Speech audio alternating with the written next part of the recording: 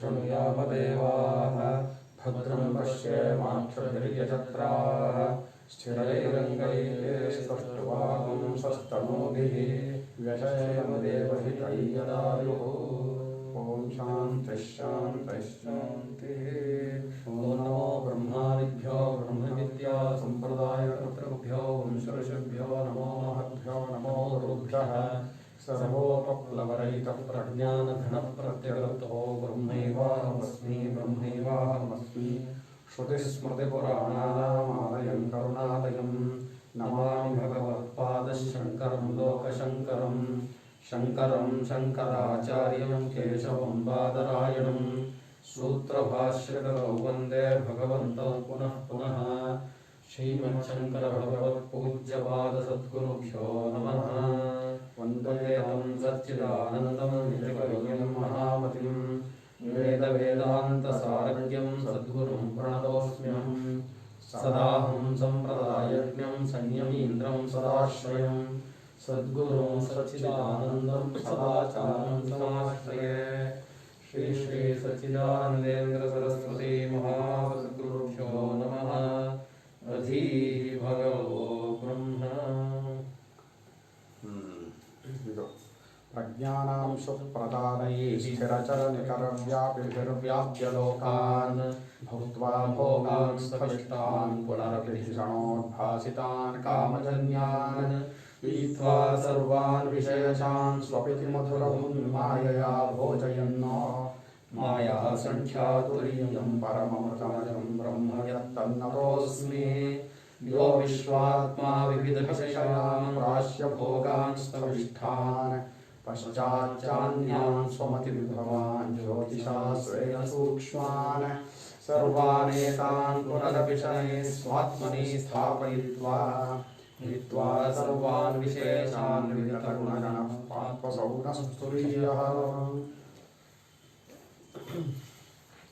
इदागितो विश्वस्यात्वविवक्षायामादिसामान्यमुत्कटं मात्रा संप्रतिपತ್ತौ ಸ್ಯಾದಾಪ್ತಿಸಾಮಾನ್ಯಮೇವ ಚ ಅಂತ ವಿಶ್ವನಿಗೆ ಅತ್ವವನ್ನು ಹೇಳುವಾಗ ವಿಶ್ವನು ಓಂಕಾರದ ಆಕಾರವೆಂಬ ಮಾತ್ರೆಯಾಗಿದ್ದಾನೆ ಅಂತ ತಿಳ್ಕೊಳ್ಳುವಾಗ ಅಂತ ಮಾತ್ರಾ ಸಂಪ್ರತಿಪತ್ತವು ಅಂದರೆ ಓಂಕಾರದ ಮಾತ್ರೆಯಾಗಿದ್ದಾನೆ ಅಂತ ತಿಳಿದುಕೊಳ್ಳುವಾಗ ಆಮೇಲಿಂದಕ್ಕೆ ಇದು ವ್ಯಾಖ್ಯಾನ ಅಂತ ಆಚಾರ್ಯರು ಬರೆದಿದ್ರು. ಅತ್ವ ವಿವಕ್ಷೆ ಇರುವಲ್ಲಿ ಅಂತ ವಿಶ್ವನಿಗೆ ಅತ್ವದ ವಿವಕ್ಷೆ ಇರುವಲ್ಲಿ ಅಕಾರದ ವಿವಕ್ಷೆ ಇರುವಲ್ಲಿ ಎಂದರೆ ವಿಶ್ವನನ್ನು ಓಂಕಾರದ ಒಂದು ಮಾತ್ರೆಯಾದ ಅಕಾರವಾಗಿದ್ದಾನೆ ಎಂದು ತಿಳಿದುಕೊಳ್ಳುವಲ್ಲಿಯೇ ಏನೇನಿದೆ ಅಂದರೆ ಆಪ್ತಿ ಸಾಮಾನ್ಯವೂ ಇದೆ ಆದಿ ಸಾಮಾನ್ಯವೂ ಇದೆ. ಆದಿ ಅನ್ನೋದು ವಿಶ್ವನೋ ತತ್ವವನ್ನು ತಿಳಿದುಕೊಳ್ಳುವುದಕ್ಕೆ ಮೊದಲನೆಯ ಪಾದ. ಅನುಭವದಲ್ಲಿ ನಮಗೆ ಎಚ್ಚರ ಮೊದಲು ಅನಿಸುತ್ತೆ, ಆಮೇಲೆ ಕನಸು ನಿದ್ರೆಗಳು ಅಂತ ಅನಿಸುತ್ತೆ. ಇಲ್ಲಿ ಅಕಾರವು ಎಲ್ಲ ಅಕ್ಷರಗಳಿಗೂ ಮೊದಲನೇದಾಗಿದೆ. ಶುರುವಾಗುವಾಗಲೂ ಅಕಾರವು ಪ್ರಥಮವಾಗಿ ಕಂಠದಲ್ಲಿ ಅಕಾರದಿಂದಲೇ ಎಲ್ಲವೂ ಶುರುವಾಗುತ್ತೆ. ಇನ್ನು ಆಪ್ತಿ ವ್ಯಾಪ್ತಿ ಅನ್ನುವಾಗ ವಿಶ್ವ ಅಂದರೆ ಎಚ್ಚರದಲ್ಲಿ ತೋರಿ ಬರುವ ಚೈತನ್ಯವು ಇಡೀ ಎಚ್ಚರವನ್ನು ಸಂಪೂರ್ಣವಾಗಿ ವ್ಯಾಪಿಸಿಕೊಂಡಿದೆ, ಜಾಗರಿತ ಸ್ಥಾನವಾಗಿದೆ. ಎಚ್ಚರವೆಲ್ಲವೂ ಇದಕ್ಕೆ ಸ್ಥಾನ. ಎಚ್ಚರದಲ್ಲಿ ಎಲ್ಲ ಕಡೆಯಲ್ಲೂ ಅಂತಲೂ ಹೇಳಬಾರ್ದು, ಯಾಕೆ ಎಲ್ಲ ಕಡೆ ಎಂಬ ಆಕಾಶವೂ ಈ ಚೈತನ್ಯದಲ್ಲೇ ತೋರಿ ಬರ್ತಾ ಇರೋದು. ಎಚ್ಚರದಲ್ಲಿ ತೋರಿ ಬರುವ ಆಕಾಶ ಅಂತಿದೆಯಲ್ಲ, ಅದು ಈ ಚೈತನ್ಯದಲ್ಲಿಯೇ ತೋರಿ ಬರ್ತಾ ಇರೋದು. ಚೈತನ್ಯವು ಆಕಾಶವನ್ನು ವ್ಯಾಪಿಸಿಕೊಂಡಿರೋದ್ರಿಂದ ಚೈತನ್ಯ ವ್ಯಾಪ್ತಿ ಇದೆ. ಅಕಾರವೂ ಕೂಡ ಎಲ್ಲ ಅಕ್ಷರಗಳನ್ನು ವ್ಯಾಪಿಸ್ಕೊಂಡಿದೆ. ಅಕಾರೋ ವೈ ಸರ್ವ ವಾಕ್ ಅಂತ ಹೇಳಿ ಶ್ರುತಿ ನೋಡೋದ್ರಿಂದ ಆಪ್ತಿ ಸಾಮಾನ್ಯವೂ ಆದಿ ಸಾಮಾನ್ಯವೂ ಎರಡಕ್ಕೂ ಇದೆ ಅಂತ ಹೇಳಿದ್ದಾಗಿತ್ತು. ಈಗ ತೈಜಸಸ್ಯೋತ್ಪವಿಜ್ಞಾನೇ ಉತ್ಕರ್ಷೋ ದೃಶ್ಯತೆ ಸ್ಫುಟಂ ಮಾತ್ರಾ ಸಂಪ್ರತಿಪತ್ತೌ ಸ್ಯಾತ್ ಉಭಯತ್ವಂ ತಥಾವಿಧಂ ತೈಜಸಸ್ಯ ಉತ್ಪವಿಜ್ಞಾನೇ उत्कर्षः दृश्यते स्फुटं मात्रा संप्रतिपत्तौ स्यात् स्यात् उभयत्वं ತಥಾವಿಧಂ. ತಥಾವಿಧಂ. ಅಷ್ಟೇ. ತಥಾವಿಧಂ ಅಂದರೆ ಪೂರ್ವವತ್ ಅಂತ, ಹಿಂದಿನಂತೆಯೇ ಅಂತ. ತೈಜಸನ ಉತ್ವವಿಜ್ಞಾನದಲ್ಲಿ ತೈಜಸನು ಉಕಾರವಾಗಿದ್ದಾನೆ ಎಂದು ತಿಳಿದುಕೊಳ್ಳುವಲ್ಲಿ ಉತ್ಕರ್ಷ ಎಂಬುದು ಸ್ಪಷ್ಟವಾಗಿ ಕಾಣಬರುವಂಥದ್ದು. ತೈಜಸನು ಅಂದರೆ ಕನಸನ್ನ ಸ್ವಪ್ನಸ್ಥಾನನು, ಕನಸಿನಲ್ಲಿ ತೋರಿಬರುವ ಚೈತನ್ಯವು, ಅಂದರೆ ಕನಸಿನಲ್ಲಿ ನಾವಾಗಲೂ ಕನಸಾಗಿ ತೋರಿಬರುವ ಚೈತನ್ಯವು. ನಮ್ಮ ಚೈತನ್ಯವೇ ಕನಸಿನ ರೂಪದಲ್ಲಿ, ವಿಷಯದ ರೂಪದಲ್ಲಿಯೂ, ಅಲ್ಲಿ ವಿಷಯಿ ಅನ್ನೋ ರೂಪದಲ್ಲಿಯೂ, ಎರಡು ರೂಪದಲ್ಲೂ ತೋರ್ತಾ ಇರೋದು. ನಮಗೆ ಕನಸಿನ ಒಳಗೆ ನಾನೊಬ್ಬ ಇದ್ದೆ, ನನಗಿಂತ ಅಲ್ಲಿ ಬೇರೆಯಾಗಿ ವಸ್ತುಗಳಿತ್ತು ಅಂತ ಅನಿಸುತ್ತೆ. ಹಾಗೆ ಎರಡು ಪ್ರಕಾರವಾಗಿ ತೋರ್ತಾ ಇರೋನು ಚೈತನ್ಯವೇ. ಚೈತನ್ಯಕ್ಕಿಂತ ಬೇರೆ ಏನೂ ಇಲ್ಲ. ಆದ್ದರಿಂದಲೇ ಇದೆಲ್ಲವೂ ಕನಸು ಅನ್ನೋವಾಗ ಚೈತನ್ಯಕ್ಕಿಂತ ಬೇರೆಯಾಗೇನು ಉಳ್ಕೊಂಡು ಇಲ್ಲ. ಇನ್ನು ನಿದ್ರೆಯಲ್ಲಿ ಚೈತನ್ಯ ಒಂದೇ ಇರೋದು, ಅರಿವು ಒಂದೇ ಇರೋದು, ಅರಿವಿಗಿಂತ ಬೇರೆಯಾಗಿ ಏನೂ ಇಲ್ಲ ಅಂತಲೂ ಗೊತ್ತಾಗ್ತಾ ಇದೆ. ಹಾಗೆ ಎಚ್ಚರದಲ್ಲೂ ಹಾಗೇನೆ ಅರಿವೇ ಎಲ್ಲವಾಗಿ ತೋರ್ತಾ ಇರೋದೇ ಹೊರತು ಚೈತನ್ಯಕ್ಕಿಂತ ಇಲ್ಲಿ ಬೇರೆಯಾಗಿ ಏನೂ ಇಲ್ಲ. ಏಕೆ ಇದು ಬೇರೆ ಅಂತ ಹೇಳೋಕ್ಕೆ ಆಗಲ್ಲ. ಚೈತನ್ಯಕ್ಕಿಂತ ಬೇರೆಯಾಗಿ ಅದನ್ನು ಹೇಳೋದು ಚೈತನ್ಯ ಇರಬೇಕು. ಚೈತನ್ಯ ಅಂದರೆ ಅರಿವು, ಜ್ಞಾನ. ಅಂದರೆ ಆಕಾಶವನ್ನು ನಾವು ಅರ್ಥ ಮಾಡ್ಕೋತಾ ಇದ್ದೀವಿ ಅಂದರೆ ಆಕಾಶಕ್ಕಿಂತ ಮೀರದೇ ಇರೋದು ಯಾವುದೂ ಇಲ್ವಲ್ಲಪ್ಪ ಇಲ್ಲಿ. ಸ್ಪೇಸ್, ಆಕಾಶ. ಆಕಾಶವನ್ನು ವ್ಯಾಪಿಸಿಕೊಂಡ ಮೇಲೆ ವ್ಯಾಪಿಸ್ಕೊಳ್ದೇ ಇರೋದು ಯಾವುದೂ ಇಲ್ಲ ಇನ್ನು. ಅಂದ ಆ ಉತ್ವವಿಜ್ಞಾನದಲ್ಲಿ ಅಂದರೆ ತೈಜಸನು ಕನಸಿನ ರೂಪದಲ್ಲಿ ತೋರಿ ಬಂದಂತಹ ಚೈತನ್ಯವನ್ನು ಓಂಕಾರದ ಉಕಾರವಾಗಿದೆ ಅಂತ ತಿಳ್ಕೊಳ್ಳುವಾಗ ಉತ್ಕರ್ಷ, ಎದ್ದು ಬಂದದ್ದು, ಎಳೆದುಕೊಂಡದ್ದು. ಕರ್ಷ ಅನ್ನೋದು ಕೃಷ ವಿಲೇಖನೆ ಅಂತ ಧಾತು. ಕರ್ಷತಿ ಇತಿ ಕರ್ಷ, ಎಳೆದುಕೊಂಡದ್ದು, ಮೇಲಕ್ಕೆ ಎಳೆದುಕೊಂಡಿದ್ದು ಅಂತ. ಇಲ್ಲಿ ಎಚ್ಚರದ ವಾಸನೆಗಳಿಂದ ನಾವು ಕನಸು ನೋಡ್ತೀವಿ, ನಾವು ಎಳ್ಕೋಬೇಕಲ್ಲ ಎಚ್ಚರದ ವಾಸನೆಗಳನ್ನು. ಹಾಗೆ ಉತ್ಕರ್ಷ ಎಂಬುದು ಸ್ಫುಟವಾಗಿ ಕಂಡುಬರುತ್ತದೆ. ಇನ್ನು ಉಕಾರ ಎಂಬುದು ಅಕಾರದಿಂದ ಎಳೆದುಕೊಂಡಿದ್ದು ಎಂಬುದು ಸ್ಫುಟವಾಗಿ ಕಂಡುಬರುತ್ತದೆ. ಉಭಯತ್ವವೂ ಸ್ಫುಟವಾಗಿದೆ. ಉಭಯತ್ವ ಅಂದರೆ ಎಚ್ಚರಕ್ಕೂ ನಿದ್ರೆಗೂ. ತೈಜಸನು ಎಚ್ಚರಕ್ಕೆ ಬೇಕಿದ್ರೂ ಬರ್ಬೋದು, ನಿದ್ರೆಗೆ ಬೇಕಿದ್ರೂ ಹೋಗ್ಬೋದು ಅಲ್ವೇ? ಆ ಉಭಯತ್ವ ಅಂತ. ಈ ಉ ಅನ್ನೋದು ಅಕಾರ ಮತ್ತು ಮಕಾರದ ಮಧ್ಯದಲ್ಲಿ ಕಂಡುಬರುತ್ತೆ. ಆ ಉ ಮ ಅನ್ನೋದು ಉಚ್ಚಾರಣಾ ಕ್ರಮದಲ್ಲೂ ಮಧ್ಯದಲ್ಲಿ ಕಂಡುಬರುತ್ತೆ. ಅದರಿಂದ ಎರಡಕ್ಕೂ ಸಮಾನವಾಗಿದೆ ಇದು ಅಂತ. ಉಭಯತ್ವ ಅಂದ್ರೇನು? ಎರಡಕ್ಕೂ ಸಮಾನವಾದದ್ದು ಅಂತ. ಹಿಂದೆ ಸಮಾನ ಅಂತಲೇ ಬರೆದಿತ್ತು. ತೈಜಸಸ್ಯ ಉತ್ವವಿಜ್ಞಾನೇ ಉಕಾರತ್ವ ವಿವಕ್ಷಾಯಾಂ ಉತ್ಕರ್ಷಃ ದೃಶ್ಯತೆ ಸ್ಫುಟಂ ಸ್ಪಷ್ಟಂ ಇತ್ಯರ್ಥಃ.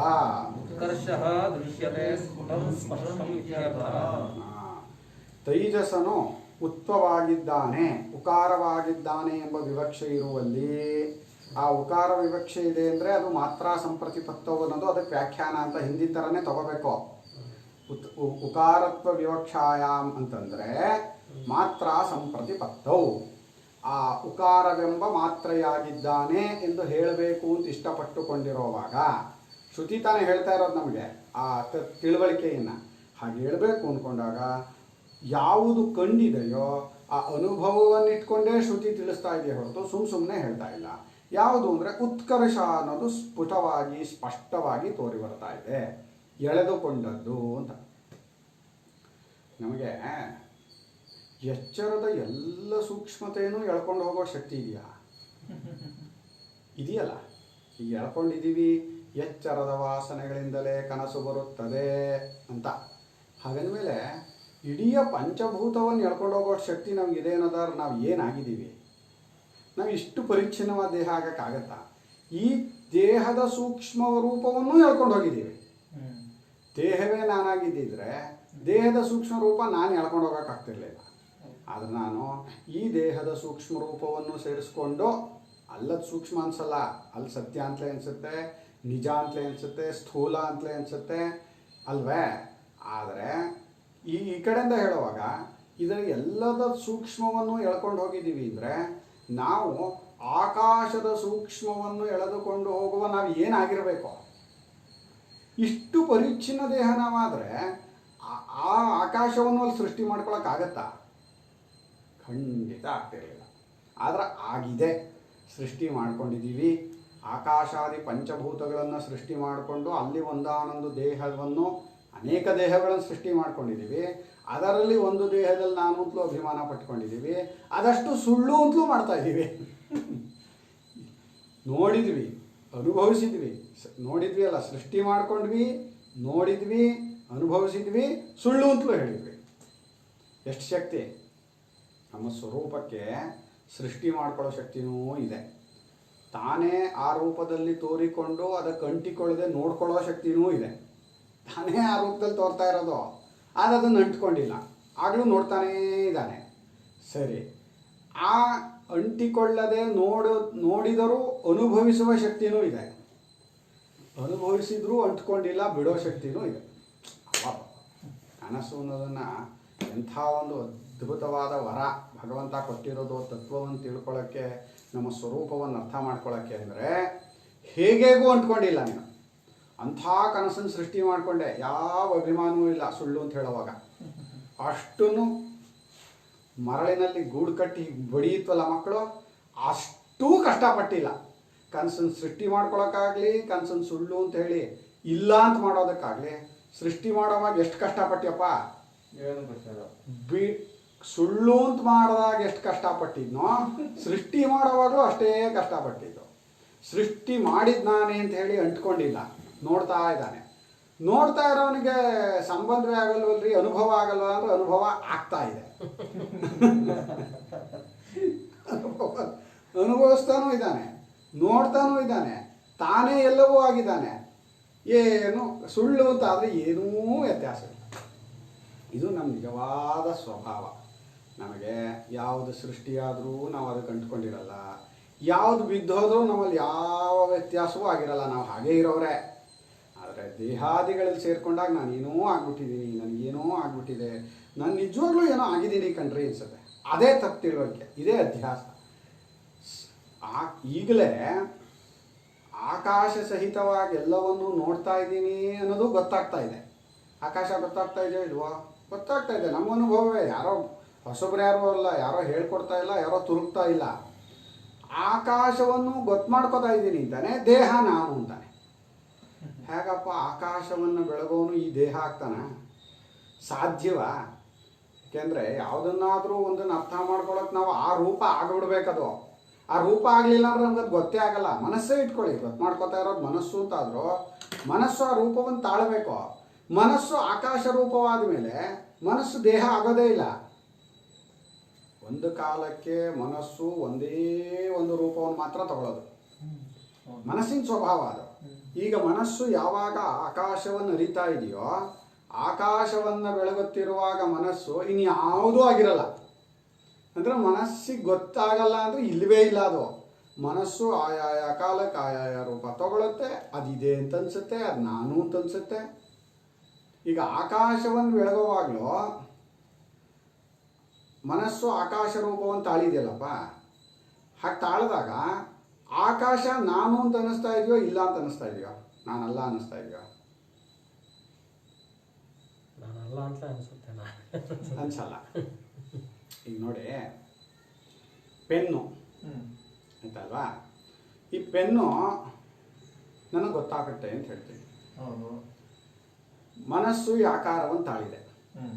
ಪೆನ್ನನ್ನು ಅರ್ಥ ಮಾಡ್ಕೋಬೇಕು ಅಂದರೆ ಮನಸ್ಸು ಈ ಆಕಾರವನ್ನು ಸಂಪೂರ್ಣವಾಗಿ, ಅದಕ್ಕೇನೆ ಮನಸ್ಸು ಎಷ್ಟು ಆಕಾರವನ್ನು ತಾಳಿರುತ್ತದೋ ಅಷ್ಟು ಮಾತ್ರ ಗೊತ್ತಾಗ್ತಾ ಇದೆ. ಆಯ್ತು. ಈಗ ಮನಸ್ಸಿಗೆ ಬಂದ ಮೇಲೆ ಅದು ಜ್ಞಾನವೇ ತಾನೆ, ಪ್ರತ್ಯಯ ತಾನೆ ಅದು. ಹಾಂ, ನನಗೆ ಅದು ಗೊತ್ತಾಯಿತು ಅಂದರೆ ನಾನೇ ಜ್ಞಾನ ರೂಪ ತಾನೆ. ಅಂದರೆ ಪೆನ್ನಿನ ರೂಪವನ್ನು ಹೊಂದಿದವ ನಾನೇ, ನಾನು ಅದನ್ನು ಅರ್ಥ ಮಾಡ್ಕೋತಾ ಇಲ್ಲ ಅಷ್ಟೇ. ಮನಸ್ಸು ಅನ್ನೋದು ನನಗಿಂತ ಬೇರೆಯಾಗಿಲ್ಲ. ನನಗಿಂತ ಬೇರೆಯಾಗಿ ಸ್ವತಂತ್ರವಾದ ಅಸ್ತಿತ್ವವು ಮನಸ್ಸಿಗಿರೋದನ್ನು ಎಲ್ಲಾದರೂ ನೋಡಿದ್ದೀವಾ? ಇಲ್ಲ. ಆದರೆ ಮನಸ್ಸಿಲ್ಲದೆ ಇದ್ರೂ ನಾನಿರೋವಂಥ ಅನುಭವ ನನಗೆ ಗೊತ್ತಿದೆ. ಸುಷುಪ್ತಿಯಲ್ಲಿ ಮನಸ್ಸೇನೂ ಇರಲಿಲ್ಲ, ಆದ್ರೆ ನಾನಿದ್ದೇ ಇದ್ದೀನಿ. ಮನಸ್ಸು ಮಾತ್ರ ತಾನು ಸ್ವತಂತ್ರವಾಗಿರೋದು ಎಲ್ಲೂ ಕಂಡು ಬಂದಿಲ್ಲ. ಮನಸ್ಸು ಇರೋವಾಗಲೆಲ್ಲ ನನ್ನೊಳಗೆ ತೋರುತ್ತೆ, ನಾನಾಗೇ ತೋರುತ್ತೆ. ಮನಸ್ಸು ಈಗ ದೇಹವಾದರೂ ಇದು ದೇಹ ಅಂತ ತೋರಿಸ್ತೀವಿ, ಇದು ಮನಸ್ಸು ಅಂತ ತೋರಿಸಿ ನೋಡೋಣ. ಬೇರೆಯಾಗಿ ತೋರೋದೇ ಇಲ್ಲ ಅದು.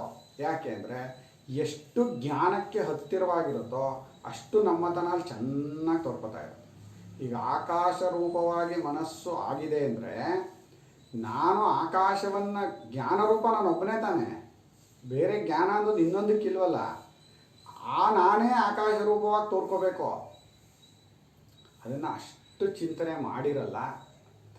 ಅದಕ್ಕೆ ಎಚ್ಚರವಾಗಿದ್ದೇನೆ ಅಂತ ಹೇಳಿ ಇಡೀ ಎಚ್ಚರವೇ ನಾನಾಗಿದ್ದೇನೆ ಅನ್ನೋವಾಗ ಅಂದರೆ ಆ ಅನುಭವವನ್ನು ವಿಶ್ಲೇಷಿಸಿದಾಗ ಅಂತ ನಾನಾಗಿದ್ದಾಗ ಅಂದ್ರೆ ನಾವೆಲ್ಲಾಗಿದ್ದೀವ್ರಿ ಅಂತ ಕೇಳ್ಬೋದು. ನೀನು ಹಾಗೇ ಇದೆಯಾ, ನೀನು ಗುರುತಿಸ್ತಾ ಇಲ್ಲ ಅಂತಲೇ ಅರ್ಥ. ಅದಕ್ಕೆ ಇಡೀ ಕನಸು ಹೇಗೆ ನಾವೇ ಆಗಿದ್ದೀವೋ ಇಡೀ ಎಚ್ಚರ ನಮಗೆ ಗೊತ್ತಾಗಬೇಕು ಅಂದರೆ ನಾವು ಆ ಎಚ್ಚರ ರೂಪವನ್ನು ತಾಳಲೇಬೇಕು. ಎಷ್ಟು ತಾಳಿದೀವೋ ಅಷ್ಟೇ ನಮಗೆ ಗೊತ್ತಾಗ್ತಾ ಇರೋದು. ಅದಕ್ಕೆ ಅವ್ರವ್ರ ಪ್ರಪಂಚ ಅವರವರೇ ಸಣ್ಣ ಮಾಡ್ಕೊಂಡಿರ್ತಾರೆ ಕೆಲವರು. ಪಾಪ ಇಷ್ಟೇ 4 ಗೋಡೆನೇ ನಮ್ಮ ಮನೆ, ನಮ್ಮ ಪ್ರಪಂಚ ಅಂದರೆ 4 ಗೋಡೆ, ಗಂಡ ಹೆಂಡತಿ ಮಕ್ಕಳು ಅಂತ ಅಷ್ಟೇ ಅಂದ್ಕೊಂಡ್ರೆ ಅಷ್ಟೇ ಅವ್ರ ಪ್ರಪಂಚ ಮುಗಿಯಿತು. ನೀನು ಎಷ್ಟು ದೊಡ್ಡದು ಮಾಡ್ಕೋತೀಯೋ ಅಷ್ಟು ನೀನು ದೊಡ್ಡ ಪ್ರಪಂಚ. ಯಾಕೆ ನೀನೇ ಆ ರೂಪ ತಾಳೋದು. ಹಾಗೆ ತಾಳುವಾಗ ಅದಕ್ಕೆ ಇಡೀ ಎಚ್ಚರ ರೂಪದಲ್ಲಿ ತೋರ್ಕೊಂಡಾಗ ನಮಗೆ ನಾನು ಅಂತ ಹೇಳೋಕ್ಕಾಗಲ್ಲ. ಯಾವುದನ್ನು ಒಂದು ದೇಹದಲ್ಲಿ ಅಭಿಮಾನ ಉಳಿಯೋದೇ ಇಲ್ಲ. ಯಾಕೆ ಅದಷ್ಟು ನಾನು ಆಗ್ಬಿಟ್ಟಿದ್ದೀನಲ್ಲ. ನಾನು ಒಂದು ಕಾಲಕ್ಕೆ ಒಂದು ಆಗಬಹುದಷ್ಟೇ. ಇಡೀ ಎಚ್ಚರ ನಾನಾದಮೇಲೆ ಇದು ನಾನು ಅಂತ ಅನ್ಸೋದೇ ಇಲ್ಲ ಅವಾಗ ನಿಮಗೆ. ಆ ಕ್ಷಣ ಮಾತ್ರ ಅದನ್ನೇ ಉಳಿಸ್ಕೊಂಡ್ರೆ ಆ ವ್ಯಾಪ್ತಿತ್ವನ ಚೆನ್ನಾಗಿ ಗೊತ್ತಾಗುತ್ತೆ. ಇಲ್ಲಿ ಇಲ್ಲಿ ತೈಜಸ್ಸಿನಿಗೆ ಹೇಳುವಾಗ ಉತ್ಕರ್ಷ ಉಭಯತ್ವ ಅಂತ ಹೇಳಿದ್ರು ಕೂಡ ಯಾವ್ಯಾವುದು ಉತ್ಕರ್ಷವು ಎದ್ದು ಬಂದದ್ದು ಎಂಬುದು ಸ್ಪಷ್ಟವಾಗಿದೆ, ಉಭಯತ್ವ ಅಂದರೆ ಎರಡಕ್ಕೂ ಸಮಾನವಾಗಿರುವುದು ಎಂಬುದು ಸ್ಪಷ್ಟವಾಗಿದೆ ಎಂದರು. ಆದರೆ ಹಿಂದಿಂದೂ ತಗೋಬೇಕು ನೀವು. ಯಾವ್ಯಾವುದು ಆದಿತ್ವ ಆಪ್ತಿತ್ವ. ಆದಿತ್ವವನ್ನು ತಗೊಳ್ಳದೇ ಇದ್ರು ಆಪ್ತಿ ಅನ್ನೋದನ್ನು ತಗೊಳ್ಳೇಬೇಕು. ವ್ಯಾಪಿಸಿಕೊಂಡಿದ್ದಾನೆ ಅನ್ನೋದು ಸಮಾನ ನಮ್ಮ ಸ್ವಭಾವ. ಅದು ನಾವು ವ್ಯಾಪಿಸಿಕೊಳ್ಳದೆ ಇರೋಕೆ ಆಗಲ್ಲ. ನಮಗೆ ಏನು ಎದುರುಗಡೆ ಬಂದು ತೋರಿದ್ರು ಅದನ್ನು ವ್ಯಾಪಿಸ್ಕೊಂಡಿರ್ತೀವಿ. ನಾವು ವ್ಯಾಪಿಸ್ಕೊಳ್ಳಿಲ್ಲ ಅಂದರೆ ಅದು ಇರೋದೇ ಇಲ್ಲ, ಅದು ತೋರೋದೇ ಇಲ್ಲ. ಅದಕ್ಕೆ ನಿದ್ರೆಯಲ್ಲಿ ನಾವು ವ್ಯಾಪಿಸಿಕೊಳ್ಳಿಲ್ಲ, ಅದು ತೋರಲಿಲ್ಲ. ಈಗ ಬೆಳಕಿನ ಸ್ವಭಾವ ನಮ್ಮದು. ಬೆಳಕು ಈಗ ಬಿಡ್ತೀರಿ, ಯಾವ ವಸ್ತುಗಳು ನಿಮಗೆ ಮಧ್ಯದಲ್ಲಿ ತೋರಲಿಲ್ಲ ಅಂದರೆ ಬೆಳಕು ಎಲ್ಲಿವರೆಗೂ ಹೋಯ್ತು ನಿಮ್ಗೆ ಗೊತ್ತೇ ಆಗಲ್ಲ. ಆದರೆ ಬೆಳಕಿನ ಸ್ವಭಾವ ವ್ಯಾಪಿಸ್ಕೋತಾನೆ ಇದೆ. ಅದು ಮಧ್ಯದಲ್ಲಿ ವಸ್ತು ತೋರಿದಾಗ ಇಲ್ಲಿವರೆಗೂ ಬೆಳಕಿದೆ, ಇಲ್ಲಿವರೆಗೂ ಬೆಳಕಿದೆ, ಇಲ್ಲಿವರೆಗೂ ಬೆಳಕಿದೆ ಅನ್ಸುತ್ತೆ ಅಲ್ವಾ? ಹಾಗೆ ನಾವು ವ್ಯಾಪಿಸಿಕೊಳ್ಳೋರೆ. ವಸ್ತು ಇದ್ದರೆ ನಾವು ವ್ಯಾಪಿಸ್ಕೊಂಡಿದ್ದೀವಿ ಅಂತ ಗೊತ್ತಾಗತ್ತೆ, ಇಲ್ಲ ಅಂದ್ರೆ ಗೊತ್ತಾಗಲ್ಲ ಅಷ್ಟೇ. ಆದರೆ ನಮ್ಮ ಸ್ವಭಾವ ಯಾವಾಗಲೂ ವ್ಯಾಪ್ತಿ ಸ್ವಭಾವವೇ. ವಿಷ್ಣು ನಾವೆಲ್ಲ ವ್ಯಾಪನಶೀಲರು. ಮಕಾರ ಭಾವೇ ಪ್ರಾಜ್ಞಸ್ಯ ಪೂರ್ತಿ ಓದಿದ್ವಾ? ಉಭಯತ್ವಂಚ ಸ್ಫುಟಮೇವ ಇತಿ ಪೂರ್ವವತ್ ಸರ್ವಂ ಓದಿದ್ವಿ ಅಲ್ವಾ? ಅಷ್ಟೇ. ಉಭಯತ್ವಂಚ ಸ್ಫುಟಮೇವ ಇತಿ ಪೂರ್ವವತ್ ಸರ್ವಂ. ಭಾಷ್ಯದ ಒಂದೊಂದು ವಾಕ್ಯವನ್ನು ಓದಬೇಕು. ಅದೇ ಒಂದು ತಪಸ್ಸು. ನಮ್ಮ ಸಚ್ಚಿದಾನಂದ ಗುರುಗಳು ಮಾಡಿದ ತಪಸ್ಸು ಅಂದರೆ ಸಂಪೂರ್ಣ ಭಾಷ್ಯದ ಒಂದೊಂದು ವಾಕ್ಯ, ಒಂದೊಂದು ಶಬ್ದ, ಒಂದು ಚಕಾರ ತುಕಾರವನ್ನು ಅದು ಎಷ್ಟು ಲಕ್ಷ ಸಲ ಓದಿದಾರೋ. ಆ ಓದಿದ್ದಾರೆ ಅಂದ್ರೇನು ಯಸ್ಯ ಜ್ಞಾನಮಯಂತಪಃ ಅಂತ ಹೇಳಿ ಆ ಅನುಭವದಲ್ಲಿ ನೆಲೆ ನಿಂತ್ಕೊಂಡು ಆ ಶಂಕರ ಗುರುಗಳ ಅನುಗ್ರಹದಿಂದಲೇ ಆಮೇಲೂ ನೋಡಿದರು. ಸಾಧನವೂ ಇದೇ ಆಗಿತ್ತು. ಆಮೇಲೆ ಅದನ್ನು ಆ ಅನುಭವದಿಂದ ನೋಡಿ ಅದರದ್ದು ವಿಶ್ಲೇಷಣೆಗಳೆಲ್ಲ ಮಾಡೋದಕ್ಕೂ ಅನುಕೂಲ ಆಯಿತು. ಇಂದ ಜಪವನ್ನು ಹೇಗೆ ಮತ್ ಮಾಡ್ತೀವೋ ಇಲ್ಲಿರೋ ಒಂದೊಂದು ವಾಕ್ಯವನ್ನು ಮತ್ ಓದಿದ್ರೆ ಅದೇ ಒಂದು ಜಪ ಸಾಧನ. ಅದು ಉಭಯತ್ವವು ಸ್ಪಷ್ಟವಾಗಿದೆ ಅಂತ. ಸ್ಫುಟ ಅಂದ್ರೇನು ಸ್ಪಷ್ಟವಾಗಿದೆ, ಸಮಾನವಾಗಿರುವಿಕೆ. ಉಭಯತ್ವದಲ್ಲಿ ಊ ಇದೆಯಲ್ಲ, ಅಲ್ಲಿ ಉಕಾರ. ಆ ಉಕಾರದಲ್ಲಿ ಉತ್ಕರ್ಷ ಅಂತಲಾದರೂ ಹಾಕು, ಉಭಯತ್ವ ಅಂತಲಾದರೂ ಹಾಕೋ ನೀವು. ಅದು ಸ್ಪಷ್ಟವಾಗಿದೆ, ಸಮಾನವಾಗಿರುವುದು ಎಂಬುದು ಸ್ಪಷ್ಟವಾಗಿದೆ. ಹಿಂದಿನಂತೆಯೇ ಉಳಿದೆಲ್ಲವನ್ನು ತೆಗೆದುಕೊಳ್ಳಿ ಅಂದರು. ಅಂದರೆ ವಿಶ್ವಸ್ಯ ಆಕಾರ ಮಾತ್ರತ್ವಂ ಯದಾ ಸಂಪ್ರತಿಪದ್ಯತೆ ಅದೊಂದು. ಅತ್ವವಿವಕ್ಷಾಯಾಮಿತ್ಯಸ್ಯ ವ್ಯಾಖ್ಯಾನಂ ಮಾತ್ರ ಸಂಪ್ರತಿಪತ್ತೌ ಇತಿ ಉತ್ಕಟಮಿತಿ ಅನುವರ್ತತೆ ಚ ಶಬ್ದಾತ್. ಅಲ್ಲಿರೋದನ್ನೆಲ್ಲ ಇಲ್ಲಿಗೂ ಸೇರಿಸ್ಕೊಳ್ಳಿ ಉಳಿದಿದ್ನೆಲ್ಲ ಅಂತ. ಇಲ್ಲಿ ಉಕಾರವನ್ನು ಹಾಕೋಬೇಕಷ್ಟೆ.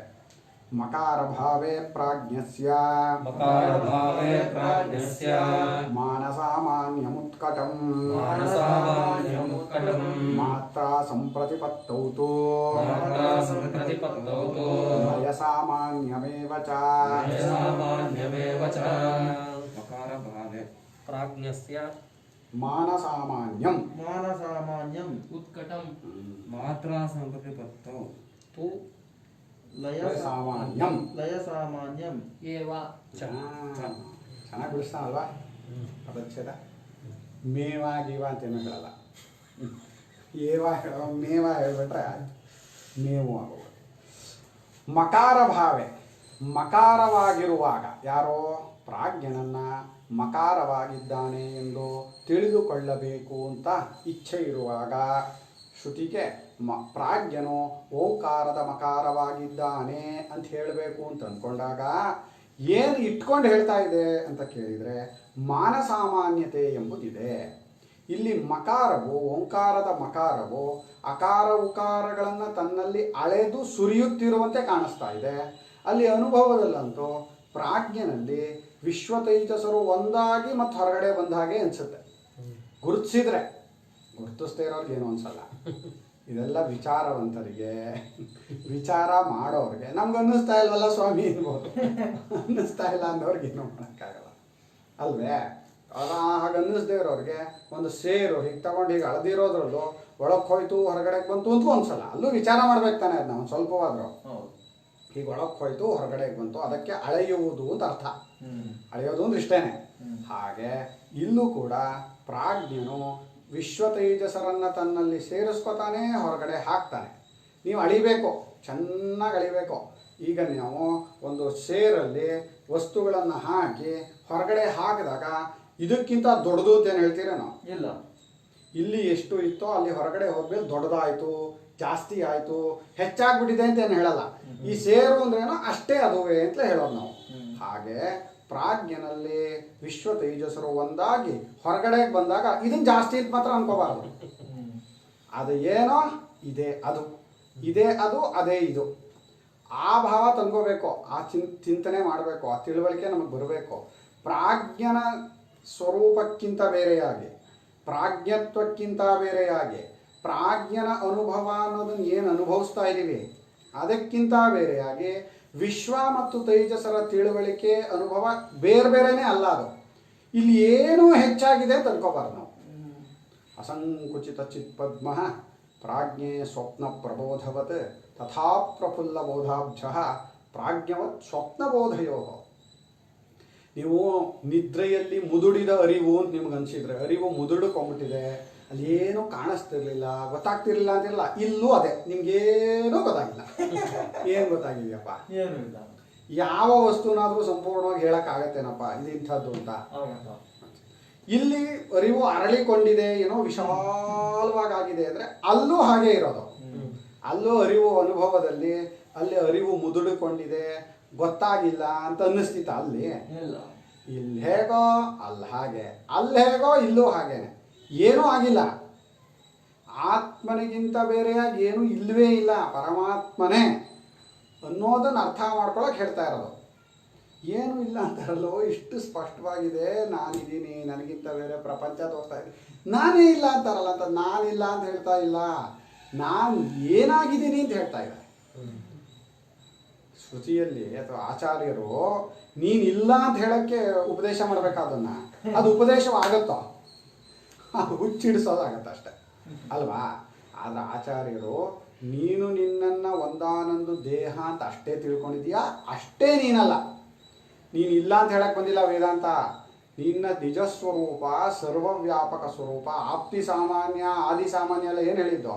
ಜಗತ್ಕಾರಣತ್ವಂ ಪ್ರತಿಪದ್ಯತೆ ಎಲ್ಲ ಹೇಳಿಲ್ವಾ? ಜಗತ್ ಯಾಥಾತ್ಮ್ಯಂಚ ಜಾನಾತಿ. ನೀನು ಜಗತ್ತಿಗೆ ಕಾರಣನಾದ, ಎಚ್ಚರ ಕನಸುಗಳಲ್ಲಿ ತೋರಿ ಬರುವ ಎಲ್ಲದಕ್ಕೂ ಕಾರಣನಾದ ಪರಮಾತ್ಮನೇ ನೀನು ಅಂತ ತಿಳಿಸ್ತಾ ಇದೆಯಾ ಹೊರತು ನೀನು ಇಲ್ಲ ಅಂತ ಹೇಳಕ್ಕೆ ಬಂದಿಲ್ಲ. ಅದ್ರ ವಿಚಾರ ಎಲ್ಲ ಕೇಳಿದಾಗ ತುಂಬ ಜನಕ್ಕೆ ಏನು ನಾನು ಇಲ್ಲಿ ಸ್ಪಷ್ಟವಾಗಿದ್ದೀನಿ, ನಾನು ಇಲ್ಲ ಅಂತ ಹೇಳ್ಬಿಡ್ತಾರೆ.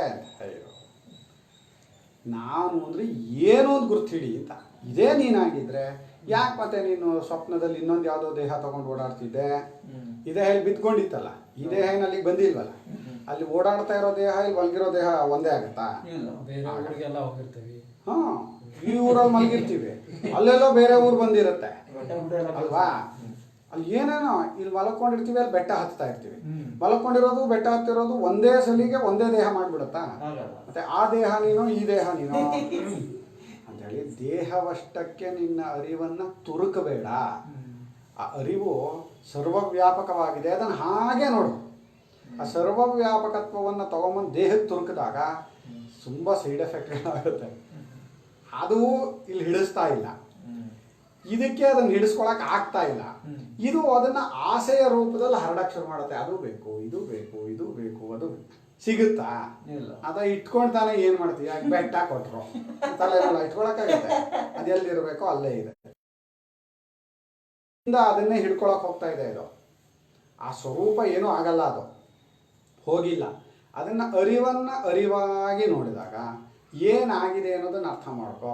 ಅದು ನಿನ್ನ ಸ್ವರೂಪ ಅಂತ ಹೇಳ್ತಾ ಇದೆಯಾ ಹೊರತು ನಾವಿಲ್ಲ, ನೀವಿಲ್ಲ ಅಂತ ಹೇಳೋದಕ್ಕೆ ನಾವೇನು ಶೂನ್ಯವಾದದವರ?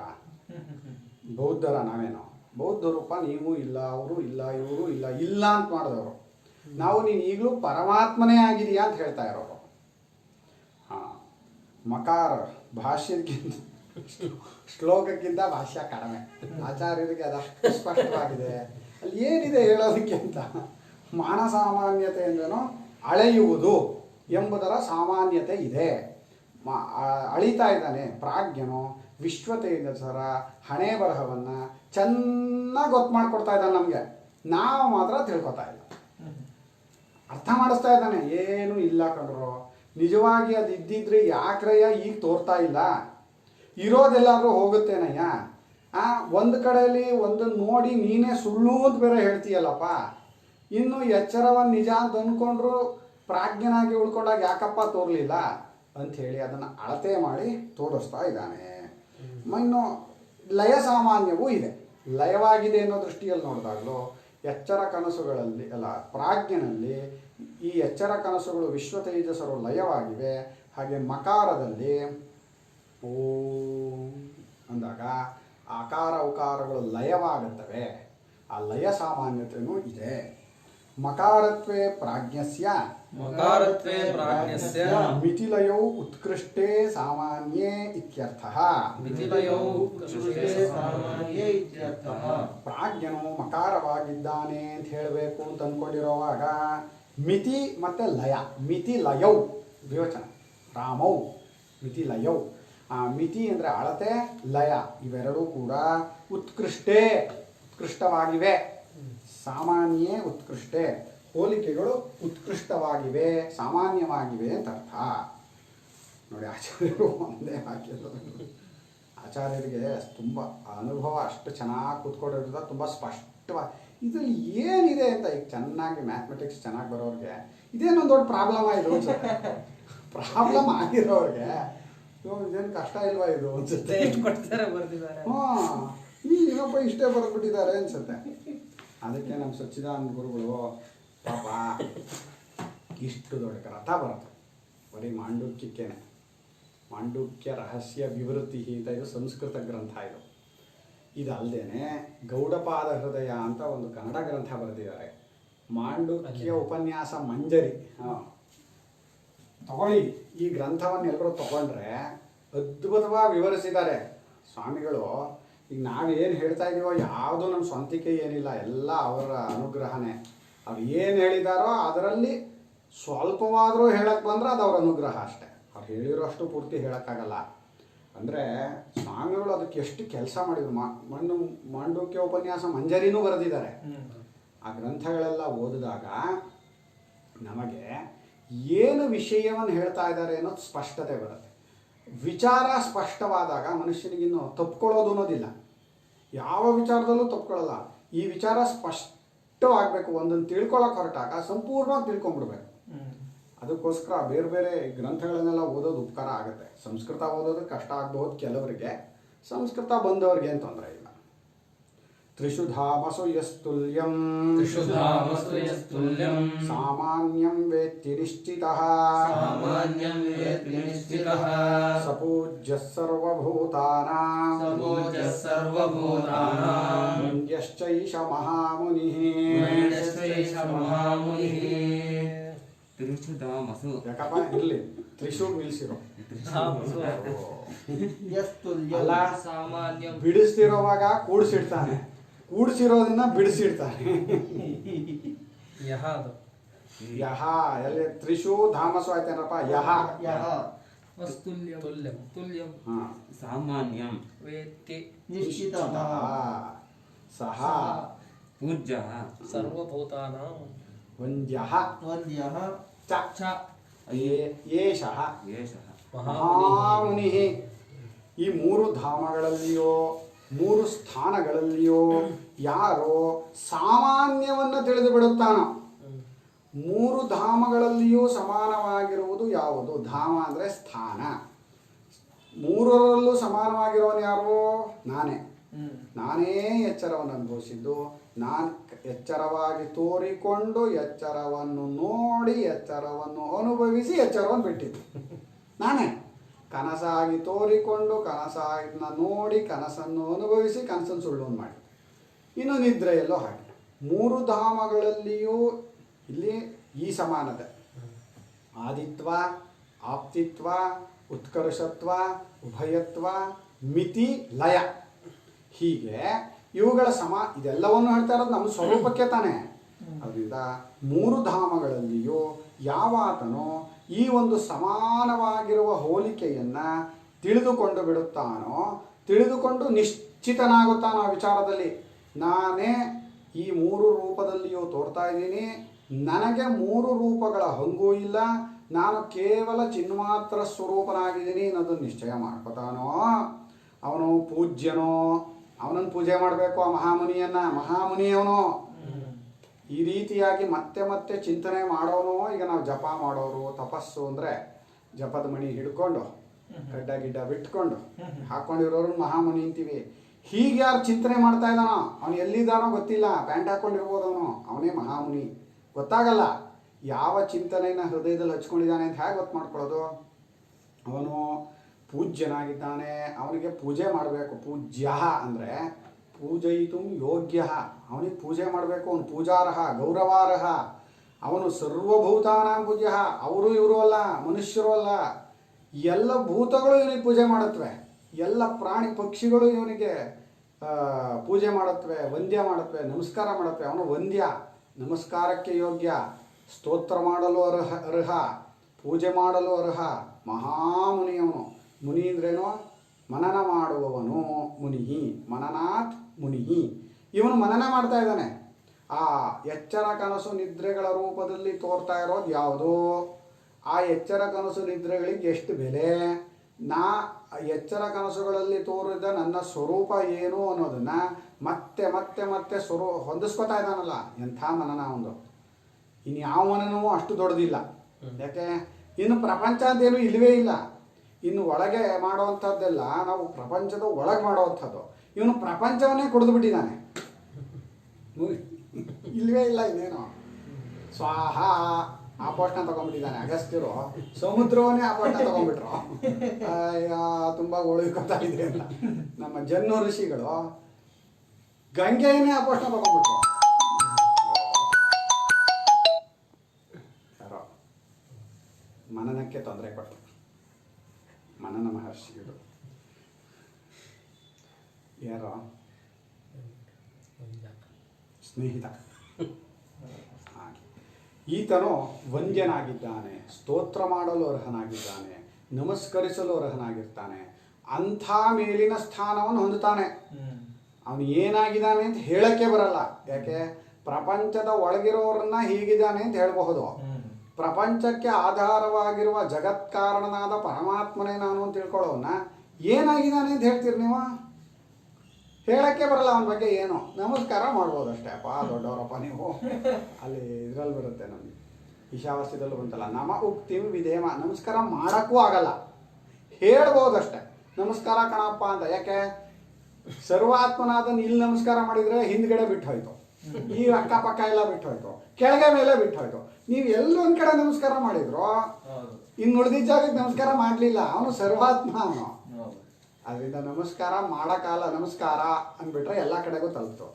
ಅದಕ್ಕೆ ಭಗವದ್ಗೀತೆಯಲ್ಲಿ ನಮಃ ಪುರಸ್ತಾದಥ ಪೃಷ್ಠತಸ್ತೆ ನಮೋಸ್ತುತೆ ಸರ್ವತ ಏವ ಸರ್ವ. ಪರಮಾತ್ಮ ನೀನು ಮುಂದಿಂದ ನಮಸ್ಕಾರ, ಹಿಂದಿಂದ ನಮಸ್ಕಾರ, ಅಕ್ಕಪಕ್ಕದಿಂದ ನಮಸ್ಕಾರ, ಮೇಲೆ ಕೆಳಗಿಂದ ನಮಸ್ಕಾರ. ಎಲ್ಲಿ ಮಾಡೋಣ? ಸರ್ವಾತ್ಮನಾದವನು ವಿಶ್ವರೂಪ ದರ್ಶನ ತೋರಿಸ್ಬಿಟ್ಟಿದ್ದಾನೆ. ಎಲ್ಲವೂ ನಾನೇ ಅನ್ನೋದನ್ನ ಅರ್ಥ ಮಾಡಿಸ್ತಾ ಇದ್ದಾನೆ. ಈಗ ಅರ್ಜುನಿಗೆ ಎಲ್ಲಿಗೆ ನಮಸ್ಕಾರ ಮಾಡ್ತೀರಪ್ಪ? ಈ ಅರ್ಜುನನು ಅಲ್ಲೇ ಕಾಣಿಸ್ತಾ ಇದ್ದಾನೆ. ಅವನು ಮಾತೆ ಯಶೋದೆಗೆ ಬಾಯಿ ತೋರಿಸ್ತಾ ಪರಮಾತ್ಮ ಮಣ್ಣು ತಿಂದಿದೀಯನೋ ಅಂತ. ಒಳಗೆ ನೋಡಿದ್ರೆ ಅಲ್ಲಿ ಭೂಮಿಯಾದಿ ಸಕಲ ಲೋಕಗಳು, ಅದರೊಳಗೆ ಮತ್ತೆ ಕೃಷ್ಣ ಯಶೋದೆ ಅಲ್ಲೂ ತೋರ್ತಾ ಇದೆ. ಇದು ಸತ್ಯವೋ ಅದು ಸತ್ಯವೋ? ಪರಮಾತ್ಮ ಅಲ್ಲೇ ತೋರಿಸ್ಕೊಟ್ಟ ಎರಡೂ ಸತ್ಯ ಅಲ್ಲ. ಆ ಸರ್ವಾತ್ಮಕನಾದ ಪರಮಾತ್ಮನನ್ನ ಒಳಗೆ ಹೊರಗೇನು ನೋಡೋಕ್ಕಾಗಲ್ಲ ನೀವು. ವಾಹ್, ಎಂಥ ತತ್ವ! ಇಂದ ಈ ತತ್ವವನ್ನು ಹೀಗೆ ತಿಳ್ಕೊಂಡ್ರೆ ಅವನು ಪೂಜ್ಯನಾಗಿದ್ದಾನೆ. ಯಥೋಕ್ತ ಸ್ಥಾನತ್ರಯೇ ಯಹ ತುಲ್ಯಂ ಉಕ್ತಂ ಸಾಮಾನ್ಯಂ ವೇತ್ತಿ ಏವಮೇವ ಏತತ್ ಇತಿ ನಿಶ್ಚಿತಃ ಸನ್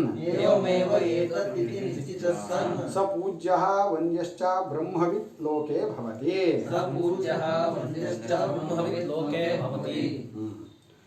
ಈ ಮೇಲೆ ಹೇಳಿದ ಮೂರು ಸ್ಥಾನಗಳಲ್ಲಿಯೂ ಅವಸ್ಥಾತ್ರಯದಲ್ಲಿಯೂ ಎಲ್ಲದಕ್ಕೂ ಸಮಾನವಾಗಿರುವ, ಸಮಾನತೆ ಅಂದ್ರೇನು? ಆ ಚೈತನ್ಯಕ್ಕೂ ಈ ಓಂಕಾರದ ಅಕಾರಕ್ಕೂ, ಚೈತನ್ಯಕ್ಕೂ ಉಕಾರಕ್ಕೂ, ಚೈತನ್ಯಕ್ಕೂ ಮಕಾರ, ಯಾವುದು ಸಾಮಾನ್ಯ? ಈಗ ಚೈತನ್ಯ ಒಂದೇ, ಇನ್ಯಾವುದು ಸಾಮಾನ್ಯ? ನಮಗಿಲ್ಲಿ ವಿಶ್ವನನ್ನ ವಿಶ್ವನಾಗಿ ಉಳಿಸೋದಾಗ್ಲಿ ಅಕಾರವನ್ನು ಉಳಿಸೋದಾಗ್ಲಿ ಅಲ್ಲ. ಚೈತನ್ಯಕ್ಕಿಂತ ಬೇರೆಯಾಗಿ ಏನೂ ಇಲ್ಲ ಅನ್ನೋದೇ ಸಮಾನತೆಯಲ್ಲಿ. ಚೈತನ್ಯ ಒಂದೇ ಇರೋದು, ಚೈತನ್ಯವನ್ನೇ ಆ ರೀತಿ ತಿಳ್ಕೊತಾ ಇದ್ದೀವಿ ಅಂಥೇಳಿ ತುಲ್ಯತೆಯನ್ನು ಸಮಾನತೆಯನ್ನು ಹಿಂದೆ ಹೇಳಿದ ರೀತಿಯಲ್ಲಿ ಅರ್ಥ ಮಾಡಿಕೊಂಡ್ರೆ ಏವಮೇವ ಇದು ನಿಶ್ಚಿತ ಸನ್, ಇದು ಹೀಗೇನೆ. ಇದಾಯ್ತಾ? ಈಗ ಇಂಟರ್ನೆಟ್ ಕಟ್ ಆಗುತ್ತಾ? ಆಗಲ್ವಾ? ಇದು ಹೀಗೆಯೇ. ಈಗ ಇದನ್ನ ಇದೇ ಒಂದು ತೊಂದರೆ ಅಲ್ವಾ? ಇದು ನಡೆಯುವಾಗ ಅಂದರೆ ಮೊನ್ನೆನೋ ಅಂತ ಹೇಳಿದ್ವಲ್ಲ, ಇಂಟರ್ನೆಟ್ ಇದಿರೋವಾಗ ಇದೆಲ್ಲ ಮಧ್ಯದಲ್ಲಿ ತೊಂದರೆ ಕೊಡಬಾರ್ದಪ್ಪ. ಆ ಥರ ಏನಾದ್ರು ಮಾಡಬೇಕು. ಯಾರ್ಯಾರು ಫೋನ್ ಮಾಡ್ತಾರೋ ಅವ್ರ ನಂಬರ್ ಎಲ್ಲ ಗೊತ್ತಾಗಲ್ವಲ್ಲ, ಯಾರ್ದನ್ನು ಮಾಡಿರಲ್ವೋ ನೀವು ಅವರೇ ಮಾಡ್ತಾರೆ. ಮೇಲೆ ಹೇಳಿದ ಮೂರು ಸ್ಥಾನದಲ್ಲಿಯೂ ಯಾವಾತನೋ ಈ ತುಲ್ಯವಾಗಿರುವ ಅಂದರೆ ಸಮಾನವಾಗಿರುವಂತಹ, ನಾವು ಮೇಲೆ ಹೇಳಿದಂತಹ ಉಕ್ತ ಅಂದ್ರೇನೋ ಹಿಂದೆ ಹೇಳಿದಂತಹ ಸಾಮಾನ್ಯವನ್ನು ತಿಳಿದುಕೊಳ್ಳುತ್ತಾನೋ, ತಿಳ್ಕೊತಾನೆ ಅಂತ ಅಷ್ಟೇ ಹೇಳಲಿಲ್ಲ, ಮೇಲೆ ವೇತ್ತಿ ಅಂತ ಹೇಳಿಬಿಟ್ಟು ನಿಶ್ಚಿತ ಅಂಥೇಳಿ ಆಚಾರ್ಯರು ಗೌಡಪಾದರು ಏವಮೇವ ಏತದಿತಿ ನಿಶ್ಚಿತ ಸನ್, ಇದು ಹೀಗೆಯೇ. ಆತ್ಮನಿಗಿಂತ ಬೇರೆಯಾಗಿ ಎಚ್ಚರ ಕನಸು ನಿದ್ರೆಗಳಾಗಲಿ ಯಾವುದು ಇಲ್ಲವೇ ಇಲ್ಲ. ಆತ್ಮನೇ ಎಲ್ಲ ರೂಪದಲ್ಲೂ ತೋರಿ ಬರ್ತಾ ಅಂತ ನಿಶ್ಚಯ ಮಾಡಿಕೊಂಡರೆ ಅವನೇ ಪೂಜ್ಯನು ವಂದ್ಯನು, ಅಂದರೆ ಬ್ರಹ್ಮವಿತ್ ಲೋಕೆ ಭವತಿ. ಅವನನ್ನೇ ಬ್ರಹ್ಮಜ್ಞಾನಿ ಅಂತ ಹೇಳೋರು. ಅವನ ಸತ್ವವನ್ನು ಚೆನ್ನಾಗಿ ತಿಳ್ಕೊಂಡು ಬಿಟ್ಟಿದ್ದಾನೆ ಅಂತ ಅರ್ಥ. ಈ ಜ್ಞಾನದಿಂದ ಪರಮಾರ್ಥ ಸ್ವರೂಪನಾದ ಬ್ರಹ್ಮರೂಪವಾದ ಓಂಕಾರವನ್ನು ತಿಳಿದುಕೊಳ್ಳುತ್ತಾನೆ. ಈತನೇ ಮಹಾಮುನಿಯೋ ಎಂದು ಕನ್ನಡಿಸುವುದಕ್ಕಿಂತ ಹೀಗೆ ಕನ್ನಡಿಸುವುದು ಒಳ್ಳೆಯದು. ಅಂದರೆ ಈ ಮಹಾಮುನಿಯೇ ವಂದ್ಯನು ಅಂತ ಹೇಗೆ ಅಲ್ಲಿ ಈತನೇ ಮಹಾಮುನಿ ಅಂತ ಹೇಳೋದಕ್ಕಿಂತ ಈ ಮಹಾಮುನಿಯೇ ವಂದ್ಯನು ಪೂಜ್ಯನು ಹಾಗೆ ಮಾಡೋಣ ಅಂತ.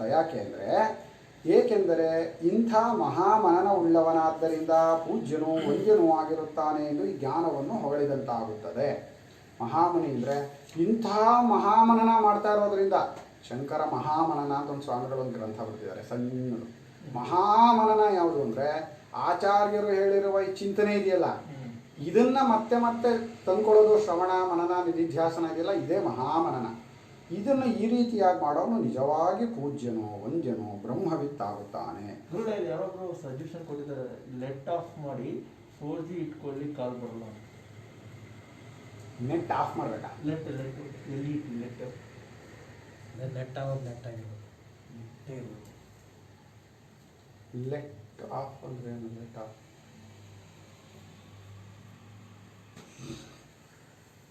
ಲೆಟ್ ಆಫ್ 4G ಅಂತ ಇರ್ಬೋದು ಕಣ. ಲೆಟ್ ಆಫ್ ಇಂಟು ಏನು? ನೆಟ್ ಆಫ್ ಮಾಡಿ ಬರೀ 4G ಇಟ್ಕೊಳ್ಳಿ ಕಾಲ್ ಬರಲ್ಲ. ನೆಟ್ ಆಫ್ ಮಾಡಿ ಬರೀ 4G ಇಟ್ಕೊಳ್ಳಿ ಕಾಲ್ ಬರಲ್ಲ. ಅಲ್ಲಿ ಅದೊಂದು ಸೆಟ್ಟಿಂಗ್ ಇದೆ, ಅದು ಡಿಸ್ಟರ್ಬ್ ಮಾಡಬೇಡ ಅಂತಿದೆಯಲ್ಲ, ಡು ನಾಟ್ ಡಿಸ್ಟರ್ಬ್ ಅಂತ ಅಲ್ಲೊಂದು ಸೆಟ್ಟಿಂಗ್ ಇದೆ. ಅದನ್ನು ಇನ್ನೂ ಸರಿಯಾಗಿ ತಿಳ್ಕೊಂಡು ಅಲ್ಲಿ ಮಾಡಬೇಕು. ಸ್ಕ್ರೀನ್ ಆನ್ ಆಗಿದ್ದಾಗ, ಸ್ಕ್ರೀನ್ ಆಫ್ ಆಗಿದ್ದಾಗ ಬರೋದು ಬೇಡ ಅಂತೆಲ್ಲ ಇದೆ. ಅದನ್ನು ಮಾಡ್ಕೊಂಡು ನೋಡಬೇಕು. ಆಮೇಲೆ ಕಾಮನ್ ತಿಳಿಸ್ತೀನಿ ಅಂತ. Okay, thank you.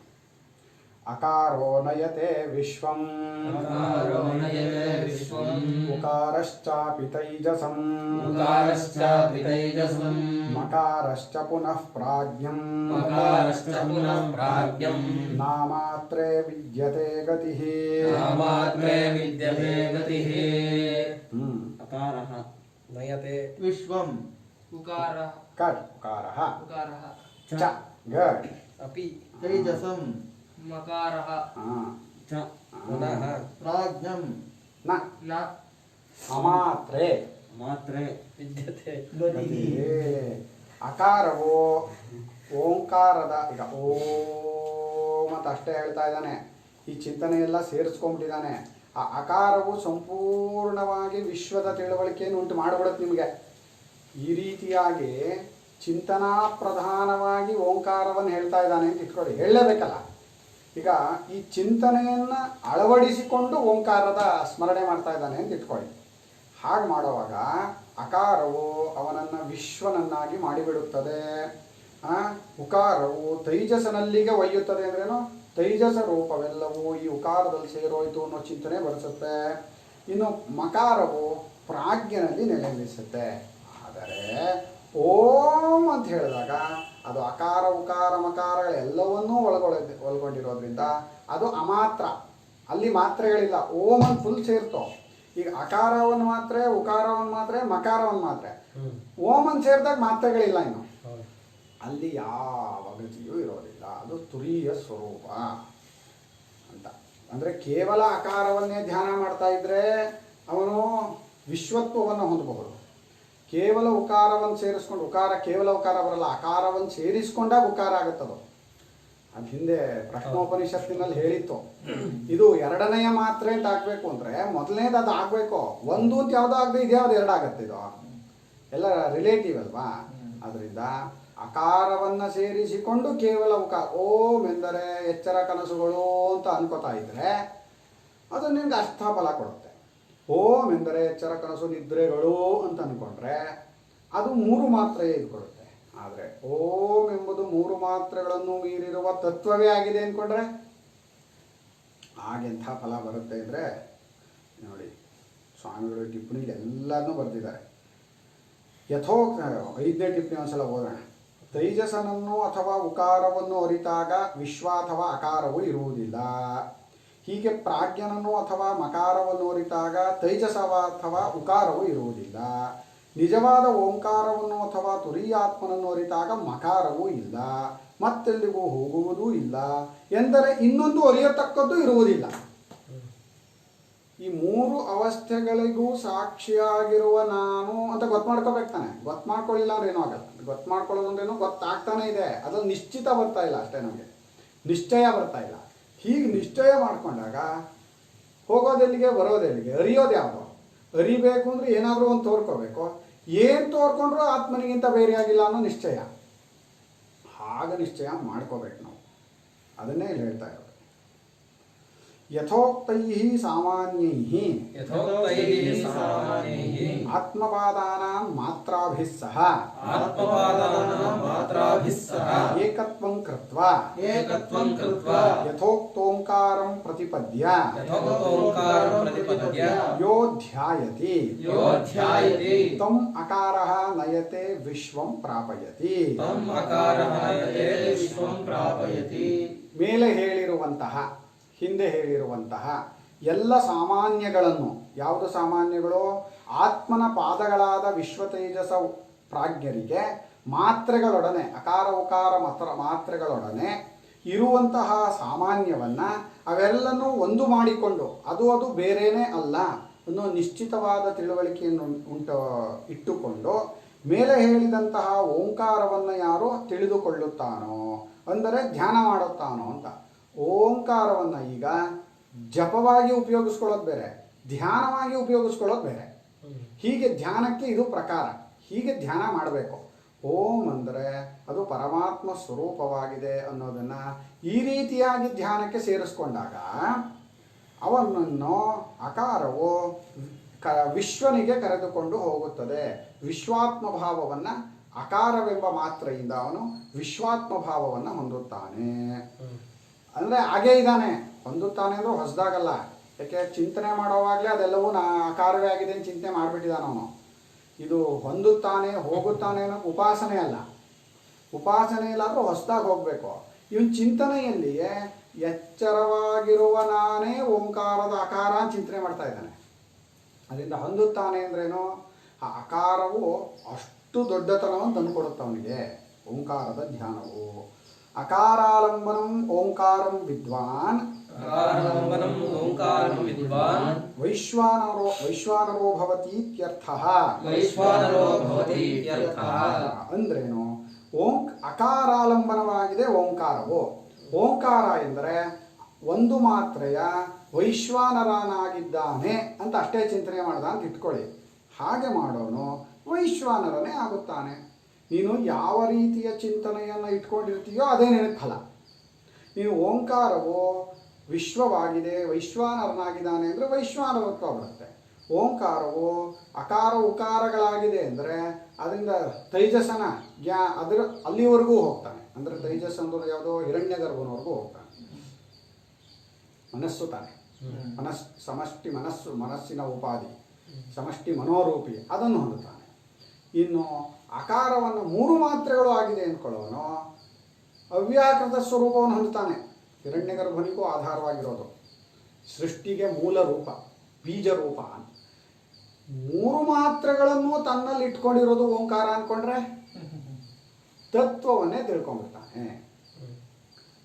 ನೋಡಿ ಸ್ವಾಮಿಗಳು, ಅಕಾರವೇ ಓಂಕಾರವು ತತ್ವವು ಎಂದರಿತವನು ವೈಶ್ವಾನರನಾಗುತ್ತಾನೆ ಅಷ್ಟೇ ಅಂತ ಇಟ್ಕೊಂಡ್ರೆ. ಅಕಾರಾಲಂಬನವಾಗಿದೆ ಓಂಕಾರವು, ಓಂಕಾರವು ಅಕಾರವನ್ನು ಆಧಾರವಾಗಿ ಇಟ್ಟುಕೊಂಡಿದೆ ಎಂದು ವಿದ್ವಾನ್ ತಿಳಿದುಕೊಳ್ಳುವವನು ವೈಶ್ವಾನರೋ ಭವತಿ ಇತ್ಯರ್ಥ. ತಥಾ ಉಕಾರಃ ತೈಜಸಂ. ಹಾಗೆ ಉಕಾರವು ತೈಜಸನನ್ನು ಅಂದರೆ ಸಮಷ್ಟಿ ಮನೋರೂಪಿ ಹಿರಣ್ಯಗರ್ಭ ರೂಪವನ್ನು ತಂದುಕೊಡುತ್ತೆ. ಮಕಾರಶ್ಚಾಪಿ ಪುನಃ ಪ್ರಾಜ್ಞಂ. ಓಂಕಾರವು ಮಕಾರವಾಗಿದೆ ಅಂತ ಅಂದ್ಕೊಳ್ಳೋರೆ ಪ್ರಾಜ್ಞತ್ವವನ್ನ, ಬೀಜ ರೂಪವನ್ನ, ಅವ್ಯಾಕೃತ ರೂಪವನ್ನ ತಂದುಕೊಡುತ್ತೆ. ಈ ಮಕಾರವಾಗಿದೆ ಅಂತ ಅಷ್ಟೇ ಅಂದ್ಕೊಳ್ಳೋದಲ್ಲ, ಅದು ಮಾತ್ರ ಸ್ಪಷ್ಟ.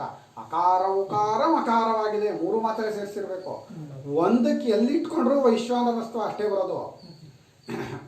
ಓಂಕಾರವು ಉಕಾರವಾಗಿದೆ ಅಂತ ಇಟ್ಕೊಳ್ಳಿ. ಉಕಾರವೆಂದರೆ ಕನಸಿನ ಪ್ರಪಂಚವಾಗಿದೆ ಅಂತ ಇಟ್ಕೊಂಡ್ರೆ ಅಲ್ಲೂ ವೈಶ್ವಾನರತ್ವ ಅಷ್ಟೇ ಬರೋದು ಇವನಿಗೆ. ಒಂದರಿಂದ ಅಕಾರವಾಗಿದೆ ಉಕಾರವಾಗಿದೆ ಅಂತ ಎರಡೂ ಸೇರಿಸ್ಕೊಂಡಾಗ ಅವನು ಹಿರಣ್ಯಗರ್ಭ ಪದವಿಯನ್ನು ಅಂತಾನೆ. ಅಕಾರ ಉಕಾರ ಮಕಾರಗಳು ಆಗಿದೆ 3 ಸೇರೋಗಿದೆ ಅಂದರೆ ಪ್ರಾಜ್ಞ ರೂಪತ್ವವನ್ನು, ಕಾರಣತ್ವವನ್ನು, ಬೀಜ ರೂಪವನ್ನು, ಅವ್ಯಾಕೃತ ರೂಪವನ್ನು ಹೊಂದುತ್ತಾನೆ. ಹಾಗರ್ಥ. ಚ ಶಬ್ದಾತ್ ನಯತೆ ಇತಿ ಅನುವರ್ತತೆ.